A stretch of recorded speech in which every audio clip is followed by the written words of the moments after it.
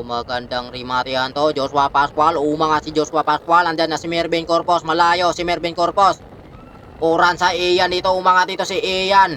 Ian dito sa Uransa sa likuran. Ian umangat dito si Ian. Humabol si Uransa. Humabol si Titi.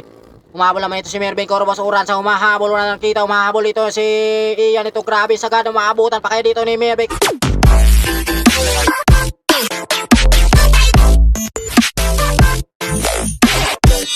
So what's up mga master, Bayabas Cycling Challenge 2024, panibagong araw, panibagong karera naman yung ating mapapanood. Ngayon dito tayo sa may daang Reyna Criterium Race 2024 RB Open Pro category. Magandang laban na naman to dahil andito yung mga team standard. Sila Navarra at saka Joshua Pascual at saka 7-Eleven at mga team Go for Gold at Team Army.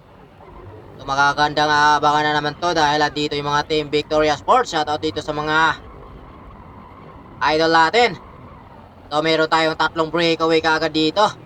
Kasama ito si John Ray Navarra, tsaka itong naka 7-Eleven, tsaka si Joshua Pascual. So titignan natin kung makakalayo sila dito sa ating grupo dahil naghahabol din naman ang mga team Victoria. So maaga pa lumabas kaagad dito sa ating peloton. Yun rin na para dahan-dahan na hinahatag dito sa bandang kanan. So meron sila ditong 5 laps sa kanilang laban. So team Go for Gold naghahabol dito. Yung ating peloton naghahabol din sa likuran. Dito Mark Ryan Lago naghahabol. Mervin Corpus lumabas din sa ating peloton para habulin yung ating breakaway. So dahan-dahan na bumabagal yung ating tatlo dito dahil ang ating peloton ay napapadikit na rin sa likuran. Lago sa likuran, Mervin Corpus. So nakadikit na nga itong si Mervin Corpus dito sa ating breakaway. So yung ating peloton naghahabol rin yung ating grupo. Papadikit na yung ating grupo. Navarra ang nasa harapan. Inangatan ni Navarra. Tugawin. Ian Kahukom, John Mark Kamingaw. So marami pa dito sa likuran, si Kenneth, Joseph Bura, Alvin Binuza, Choles. So walang gustong bumanat na sa harapan. Napapansin tayo nagbabanatan doon. So andito lang muna tayo sa may likuran. Archie Gardanyan dito sa likuran, nakapantay dito kay Chris Juben. 7-Eleven dito nagdadala ng trangko. Nakasunod naman yung si Angel at saka si Ian Kahukom. Si Crook dito nasa harapan. Ito yung ating nasa breakaway. Kalat-kalat na sila dito. Mervin Corpus, hinahatak ni Mervin Corpus dito. Nakakapit naman itong si Navarra. So titignan natin kung kakayanin ni Mervin Corpus na mais agad. Pang di papalit itong si Navarra dahil nandyan yung kanyang sprinter na si Ronald Uranza. Kaya dito pinapalitan dito ni Navarra si Mervin Corpus dahil tagilid siya dito dahil isang sprinter to si Mervin Corpus. Kung papalitan niya to, tagilid sila. So inaabot na nga itong grupo natin. Napakaraming malalakas sa likuran. Si Kenneth andito sa harapan. Navarra, umiwas si Navarra, umiwas si Kenneth. Nagkakaiwasan dito dahil yung ating peloton papadikit na sa likuran. Sino kaya dito unang babanat sa kanila? Ryan Tugawin. Dahan-dahan dito. Umangat dito si Ryan Tugawin. Hinabol naman itong ni Alexis Pagara. Tugawin, kumakawala sa harapan. Yung ating peloton, kumapitin kaagad ditong si Alexis Pagara. At saka si Kenneth Soles, umiwas si Tugawin dahil alam ni Tugawin may nakakapit sa kalikuran. Nakapantay kaagad itong si Alexis Pagara. Kaya dito nagdidipin siya sa grupo dahil yung kanyang sprinter na si Ian. Dalawa lang dito ang Victoria Sport. Lumabas dito si Uranza. Ang tuhuli na dito ni Uranza. Ito namang si Masyo Dario nakakapit sa likuran. Uranza rito pilit na kumakawala sa ating grupo. Si Edson naman doon sa likuran naghahabol. So naghahabol si Edson sa likuran. So ito ating dalawa dito. Uranza dito, kakayanin na kaya niya ang may sasaga dyan hanggang dulo. Ang finish line ng Uranza napakatulin dito. 52 to 53 kilometers per hour. Si Edson dito, grabe yung habol ni Edson dito din. para makadikit ito kay Oranza dahil alam ni Itson na itutuloy ni Oranza yung kanilang breakaway. Nakakapit naman ito si Masio Dario. So meron tayong tatlong breakaway dito, kakayanin na kaya nila. Isa kayo umagwas sila dito, nasa 100 meters sa ating main peloton. So mukhang pinatay yung trangko ng mga standard dun sa breakaway, sa peloton. So kaya dito pilit na kumakwala dito si Oranza. Inangatan ni Oranza. Humawala naman ito si Masio Dario. Grabe ang tulin yung ating grupo. Mga Team 7-Eleven ang naghahabol sa likuran at saka Victoria Sport. Umiiwas si Oranza. Umiiwas man ditong si Masio Dario. Mukhang kinukontrol ito di Masio Dario dahil inaantay niya si Tugawin. Dahil isang sprinter nila si Tugawin. Misinyas dito ng palit si Oranza. Pumalit naman itong si Edson Corbadora. So the 3-man breakaway. Sulit na yung ating breakaway. Titignan natin kung kakayaan nila. Nubukan ditong pikilan. Pikilan dito ni Masio Dario. Kinukontrol niya dito. Oranza, pumalit si Oranza. Titignan natin kung aabutin sila dito ng grupo. Mabagal sila dito. Oranza, dinadala dito ni Oranza. 47 to 46 kilometers per hour. Sa likuran, wala pa tayo napapansin sa likuran. So papayuton sila dito. Payuton na si Edson. Inangatan ni Masio Dario yung ating peloton. Robin dito naghahabol at saka si Mark Ryan Lago. Alexis Pagara humabol sa likuran. Robin, inangatan dito ni Robin. Medyo banahid na ahon to kaya makunat. Kaya inangatan dito ni Robin. So ito yung ating breakaway. Papadikit naman itong si Robin. Saka si Lago sa likuran. Si Alexis Pagara. Yung ating peloton ay naghahabol din sa likuran. So solid na dito. Itutuloy nila to kung papalitan nila ditong si Oranza. Talagang maitutuloy. Yun nga lang, hindi po nga palit itong si Masio Dario. Inaantay niya yung kanyang kakampi para rin sa rimatihan. So ito, kakatinginan sila dito sa grupo. Sa harapan si Edson. Dito inatak na dito ni Robin. Kakapit naman itong si Ronald Oranza. Yung grupo natin nagwawala sa likuran. Nagbabanatan dun sila sa likuran. So si Pop Di Ocampo dumikit na sa likod. 7-Eleven naghahabol sa likuran din. Yusip Pura nakadikit din sa likod. Robin, inaatak dito ni Robin. May sinyas ng palit dito si Robin. Umangat dito si Mark Ryan Lago. Pantulin ang sukli dito ni Mark Ryan Lago. Inataka dito ni Mark Ryan Lago na makakawala sa ating grupo. Titignan natin kung masasagad na kaya ni Mark Ryan Lago. So ito na yung ating solo grupo natin sa kabila. Tumatulin sila dito dahil medyo lusong to, kaya maabot sila dito ng 60. Mark Ryan Lago rito, pinapanay-panay niya dito. Natulin 56, 57, 58 na dito si Mark Ryan Lago. Dahan-dahan naman pumapatak yung ating ulan. So ito solo breakaway natin, masasagad na kaya? Kaya na kaya niyang tapusin yung hanggang finish line. So dahan-dahan naman dito si Mark Ryan Lago na bumabagal. Mukhang pinapahirapan dito si Mark Ryan Lago. Mabagal siya dito dahil ang tuloy ng banat niya kanina. Kaya bumabagal siya dito. Mukhang nahihirapan itong si Mark Ryan Lago dito sa kanya solo breakaway dahil wala siyang kapalitan dito. At saka mga Team 7-Eleven na naghahabol sa likuran. Talagang grugi na itong si Mark Ryan Lago. Talagang tinitiis na lang niya na makakausat siya dito sa kanya solo breakaway. So titignan natin kung sino ang maghahabol dito. Malamang dito ang maghahabol is Victoria at saka 7-Eleven, mga standard, dahil pabayaan nila to, talaga masasagad na talaga to hanggang finish line. At sinasaka dito ni Mark Ryan Lago na makakausat siya dito.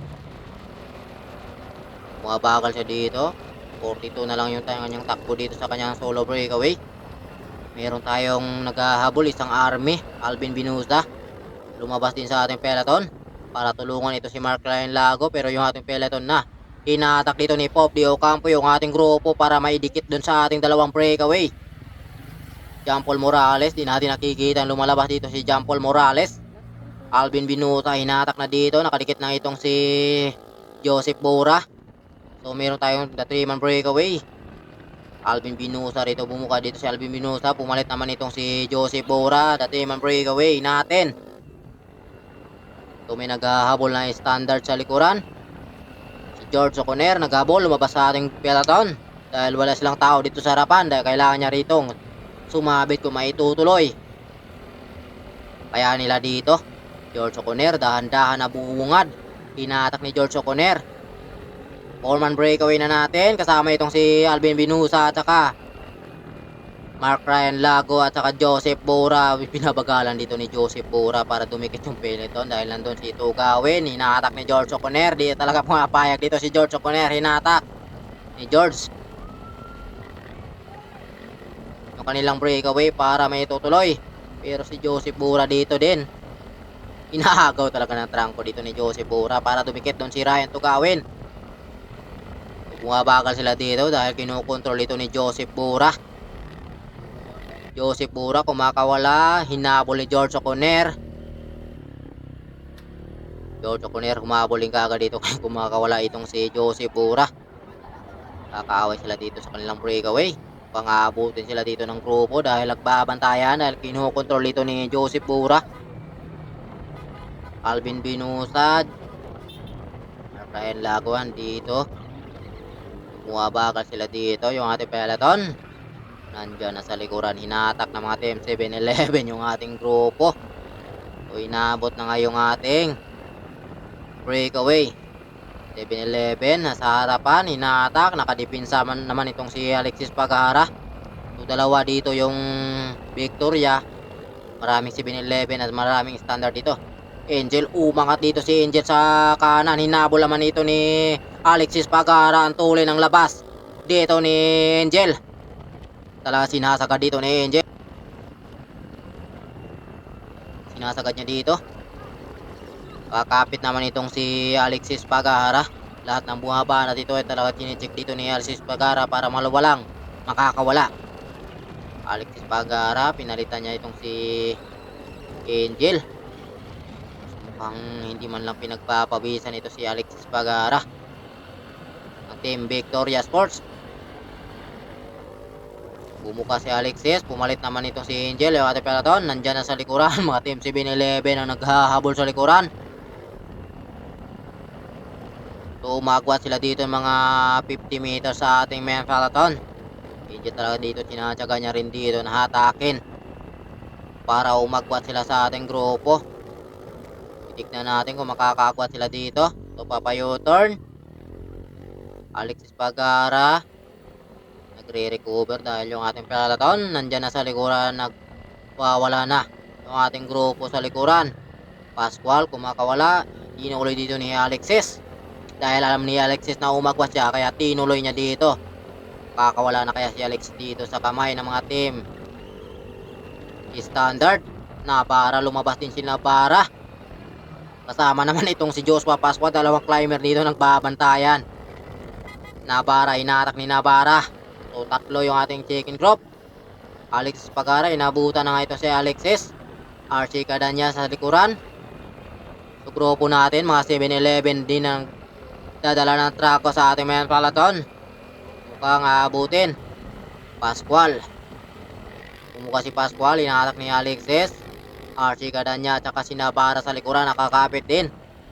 So peloton natin, nandyan sa likuran, papadikit na rin. Mga Team 7-Eleven dito naghahabol sa ating main peloton. Dahil wala silang tao dito sa harapan, kailangan nilang habulin yung ating breakaway. Navarra, inatak ni Navarra sa harapan.